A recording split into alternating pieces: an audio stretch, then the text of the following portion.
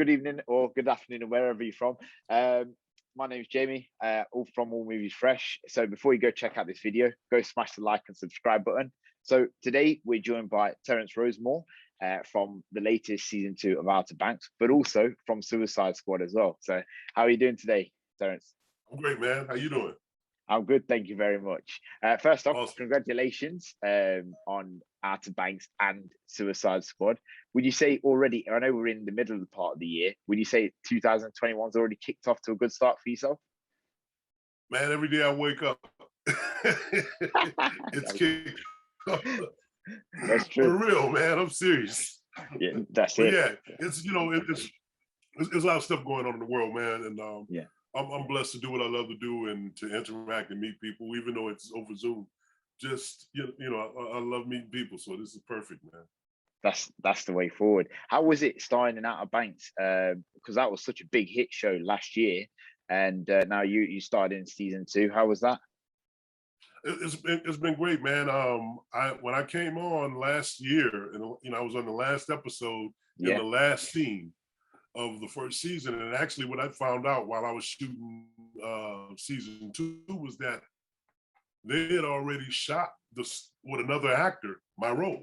Oh wow! And yeah, so for whatever reason it didn't work out. I got a call. I'm gonna tell you how I got cast. Yeah, I had. Did you watch the first season? Absolutely, I did. Yes. Okay, so you remember when John B and the gangs went in with the gold to the pawn shop to try to when they melted it down?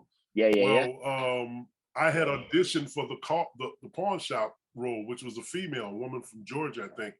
They ended up casting. So when I got the call a week later, I'm thinking it's for that role because I just auditioned for it. I get a call on a Thursday, 11 America time, Eastern time, and they like, hey, can you drive down to South Carolina, which is a 5-hour drive? So I said, yeah. So I'm thinking it's for that. When I get there, it's like, no, it's a different role. And it's my name, Captain Terrence. And so I shoot it, it's the last day of shooting. I think it's the second to last scene they shot for the season. Okay. So so they come and they give me, oh man, thank you. We'll bring you back. I was like, hey, sometimes they do, sometimes they don't. You never know. So how I learned I got the role was a friend of mine was shooting another role in the show, and she said, they're bringing you back. And I said, what do you mean? I said, how do you know? She said, because I'm shooting and I'm talking to people, and they're like, and you're going to the Caribbean. Wow. So like, what? So yeah, man. And look, we had been in quarantine for over, almost a year at that point. Yeah. So when we got to Barbados, which doubles for Nassau, Bahamas, and at the end of February, we left at the beginning of April. And so, look, man, from being in cold, freezing, chilly Atlanta, Georgia, and then going to, Barbados, where it was like 75, 80 degrees, beautiful beach. Beautiful, I can imagine. Was it, and alongside filming in Barbados, were you able to have like your own free personal time and explore, or was it quite restricted because of COVID? Well, I'll tell you what, it was kind of like when we first got there, they quarantined us for like a week. Yeah. And then once we got out, man, we were working, and then the country itself was on quarantine. They had a very, very serious, they weren't playing. So right before we left, they started relaxing the quarantine stuff. But it was cool because we they had a curfew, but through the people that we met, they would come grab us in vehicles and they'd drive us around. So we couldn't experience the nightlife, which, as an older guy, I'm cool. I've been there, done that. But just to see people, and when I go places, I like to meet real people. I don't like to do touristy stuff. I can go to a nightclub in any city in America. You know what I'm saying? Yeah. But to go and meet the people, go to the market, go to somebody's house for a barbecue, stuff like that. That's the stuff that I like, because you get to talk to people and meet them. That's true. You're indulging in the general aspects of the country as opposed to just seeing the tourist. The culture. That's it. Perfect. Absolutely. Which is always the most attractive thing about anywhere you go, to me. Yeah, definitely. Yeah, you're exploring a different side to it, which is good. So absolutely. Suicide Squad. You starred in that as well. You know, not only that as well, you starred in many big shows prior to that and movies such as Guardians of the Galaxy, True Detective, Fist Fight, now Suicide Squad. How filming that was that something you did after Outer Banks, or was that something you did prior? I did it. I did it prior to Outer Banks. About 2 years ago, I got a call from James Gunn, the director, his Yes. assistant, and I had worked on. That was the third project in a row that I worked on with James. I did Guardians of the Galaxy Volume 2. I did Brightburn, which James was an executive producer of, Yeah. and then they called me for that. So when I came in, it was like months before they started shooting. They just wanted me to stand in to help them. They were screen testing several actresses for a role Okay. for the Ratcatcher 2. That's what they were auditioning for. And so they had 4 different actresses come in, myself and a couple other actors who were friends of James.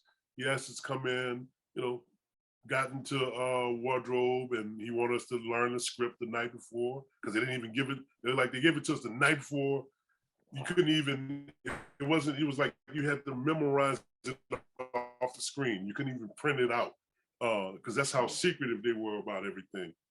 And it had a code name. Even my agents, they were like, we don't know what this is. It's called Desperado. And so I was like, I know what James is working on. So Yeah. I know what's up. So my agents didn't even know. Yeah. So once I got to Pinewood, at one point we had a studio in Georgia named Pinewood. Oh, okay. What's happened is somebody else bought it, so they changed the name. But that's Okay, where we shot at.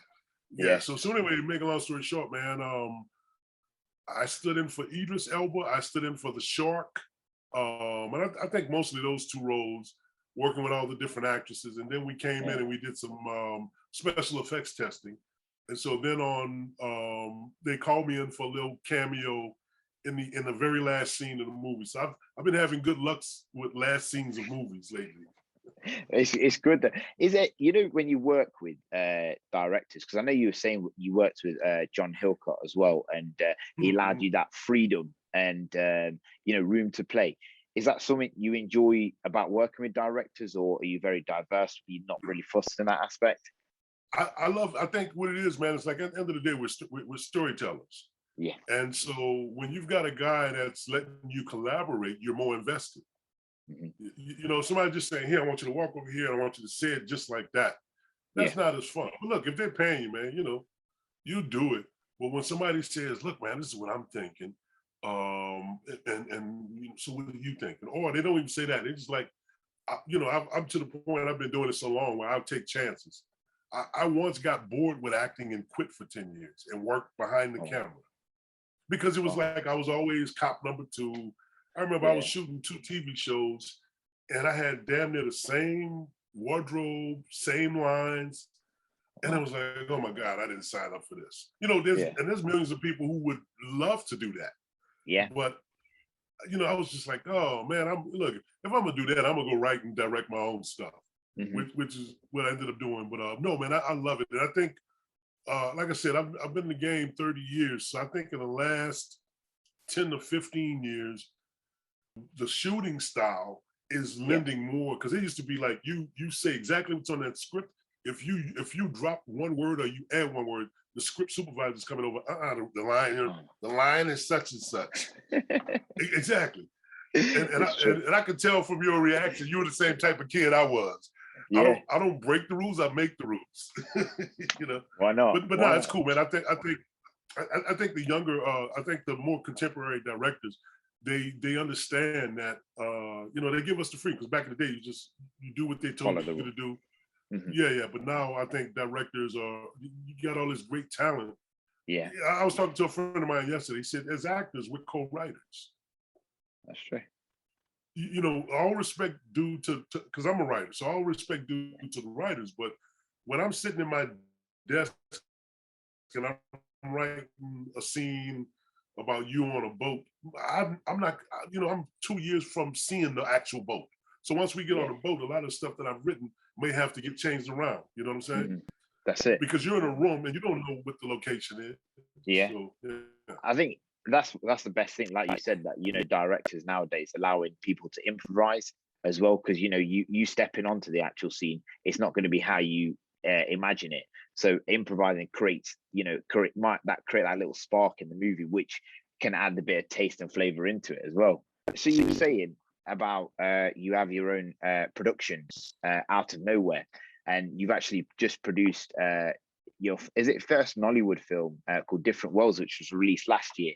And I think your aim was to bring more females into the industry. Is sort of the Nigerian film industry that's something that you want to move towards now? I tell you what, man, I was just talking to my father before we got online, and I was telling him, man, I want to work out as many places in the world that they'll have. Wow. I'm a very curious fellow, man.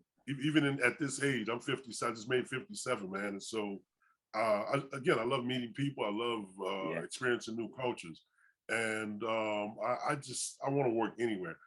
One of my former students was the executive producer.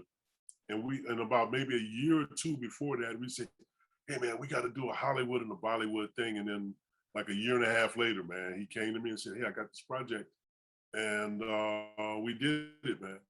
Yeah, no, it's good though, because I was reading a bit about it as well. And it's a cross production between the US and Nigeria as well. And I think you stepping out of your comfort zone doing that, pushes past for others to do it as well. Because also saying that you worked for Cash Money Records as well between 99 and 01 as a casting director. Would you ever consider going back to the music industry again? No. No. I'll tell you why, man. At the time, I used to be a professional drummer, but I didn't play with Cash Money. I was their casting director, but I was playing in the band. Yeah. And so I'd work 12 hours on set, and then I go home, take a nap, and then go play a gig. And then I get home 4 o'clock. I had to be back on set for like about 6, 7 o'clock. And so I had to make a choice. So, the cool things that I could, I can go anywhere and play drums just for fun. Yeah. But, I had an opportunity to work with some real cool people in the movie industry. So that's what I chose. That's good. So what's next for yourself? Have you got any up and coming projects or something that you want to produce next? Absolutely. I got a couple of things I'm developing. I co-wrote a script with speaking of female empowerment, 2 of my former female students, we came together, we wrote a script called Karma about 3 best friends. They're trying to get revenge on the ex-boyfriend of one of them, but they don't realize that his new girlfriend is an FBI agent. And so, exactly, they're messing with the wrong person. Exactly. My son and I, we wrote a thriller called Maman. It's about an evil grandmother. What if you're an 11-year-old girl? What if your grandmother's trying to kill you? Oh wow, that sounds good. It is, man. And, it was just I was at my son's hanging out at his apartment. He's a student at LSU, Louisiana State University. Yeah. And he and his friends were playing a video game, and they were just talking crazy or whatever. And then they said something, and so on the drive back to Georgia, I called him. I said, "Hey, man, I'm thinking about making a script out of that idea." And I wrote it. What else I got? Man, I got so much stuff going on. I got a script by my good friend Jason McNeese, which is a zombie movie called The Smiths. So there's a lot of stuff I can't give details to. No, it's understandable. But I love acting, but I really want to move into writing and producing more so than directing, because directing takes a lot of time. As a writer, once I'm done with it, I give it to the directors and they go with it. As a producer, I can have 2 or 3 projects going on at the same time. That makes sense. I think that's, just speaking to you and you coming up with that idea just from a video game just shows how multi-talented you are. Not just being an actor as well, but pushing down that, because production, directing is all difficult to do, but they're thinking of that little idea can have such a long way away. And obviously it's targeting a different a certain niche market over there. Right. And I think that's amazing, Terence. But so just a final question, for people who want, for actors and actresses, but also producers and directors who want to make it to the level that you're at, what advice would you give them? It's whatever it is you're trying to do, be as good at it as you can. That never stops. If I'm 80 years old and I'm still acting, man, I'm gonna still be learning and you know, learning from younger people and, you know, just trying to get better, be professional, be a nice guy. A little often equals a lot. Exactly. So that, and also it's a marathon, it's not a sprint. If you got at a certain point, you got to ask yourself, how much do I love this? And am I willing to sacrifice time with my family, time going play soccer with my buddies, going to the beer to have brews, you know, and that's you got to ask you got to at a certain point. Look, there's different levels. You can do it as a hobby. Yeah. You can do it part-time. You know, you can have a real job and do theater at night. Yeah. Or if you say, hey man, I'm going for the gusto. I want it all. I want to be in Hollywood or Bollywood or Nollywood or whatever. Yeah. You have to be okay with it. It's not, no matter how much work you put into it, it's not guaranteed.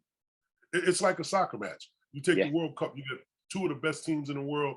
They've been, how often is the World Cup? Is it every 2 years, every 4 years? Every 4 years, every 4 years. So 4 years, you get to this game, one person's gonna win, one person's gonna lose.